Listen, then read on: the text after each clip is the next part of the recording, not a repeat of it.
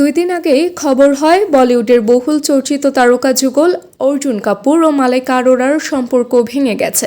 দুই তারকার এক ঘনিষ্ঠ সূত্রের বরাতে ভারতীয় গণমাধ্যম হিন্দুস্তান টাইমস, ইন্ডিয়ান এক্সপ্রেস সহ অনেক গণমাধ্যমে খবরটি প্রকাশ করে। তবে 2 দিন পেরিয়ে গেলেও বিচ্ছেদ নিয়ে আনুষ্ঠানিক প্রতিক্রিয়া দেখাননি অর্জুন বা মালাইকার কেউই। তবে বিচ্ছেদ নিয়ে মুখ না খুললেও সামাজিক যোগাযোগ মাধ্যমে রহস্যময় পোস্ট দিয়েছেন দুজনেই।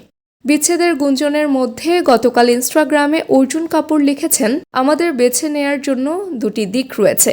1, আমরা নিজেদের অতীতে বন্দী হয়ে থাকতে পারি। 2, ভবিষ্যতের সম্ভাবনাকে গ্রহণ করতে পারি। এরপর অনেকেই নিশ্চিত হয়ে যান 2 তারকার বিচ্ছেদ হয়ে গেছে।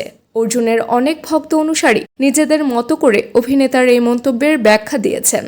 তবে অর্জুন নিজে এই পোস্টের বাহিরে একটি শব্দ খরচ করেননি। অর্জুনের পোস্ট নিয়ে তুমুল চর্চার মধ্যেই আজ রোববার একটি পোস্ট দিয়েছেন মালাইকা। মালাইকা লিখেছেন, যখন সবাই বলবে যে আপনি পারছেন না, তখন সেই কাজ দ্বিতীয়বার করুন, আর সেটা ছবি তুলে রাখুন। এই বার্তা দিয়ে তিনি ঠিক কি বুঝিয়েছেন সেটা স্পষ্ট নয়। অর্জুন ও মালাইকার রহস্যময় 2 পোস্ট এখন অন্তর্জালে অন্যতম চর্চার বিষয় হয়ে দাঁড়িয়েছে।